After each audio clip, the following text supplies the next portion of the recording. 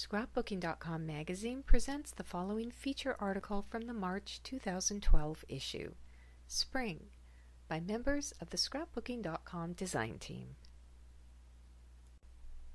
This layout was created in 2 steps. I first made a basic page for my design team post. However, I then felt I needed more 3D elements, so I added some stamped and heat embossed butterflies, which I think made the page much more interesting. This was the first time I'd ever used an entire product line as is. Paper, stickers, titles, everything. I have to say, I'm glad that I chose to scrap this adorable photo of my daughters in these pastel, summery colors. Now, here's my tip. Don't be afraid to go back and redo a page. You can always add more embellishments. Also, try using a lot of stamps.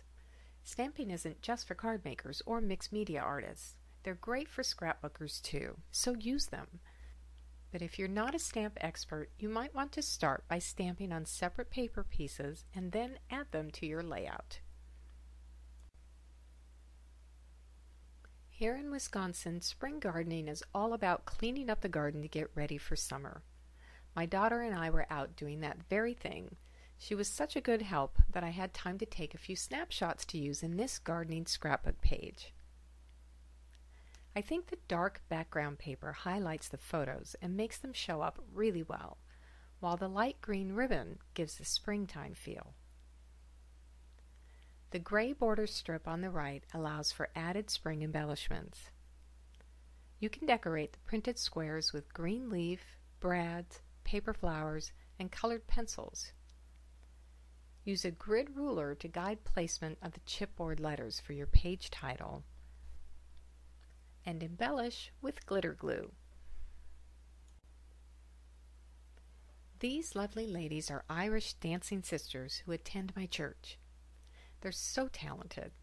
I wanted to showcase this sweet photo of them using a St. Patrick's Day pattern paper collection. I loved creating the special banner that hangs in the corner and helps draw the viewer's eye to their smiling faces. I created the embellishment cluster at the lower right corner of the photo using stickers that I adhered with foam adhesive and added a swirl burst brad.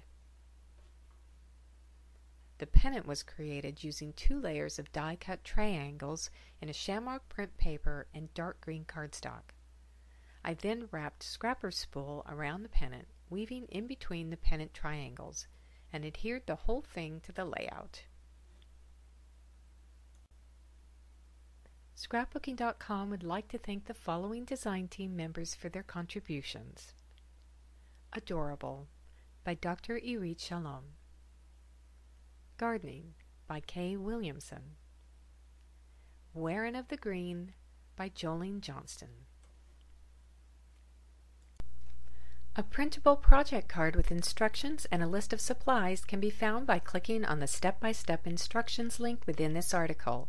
To find the products featured in this article and shown in these layouts, check with your local scrapbook retailer. Browse our premier retail stores for coupons to a store near you.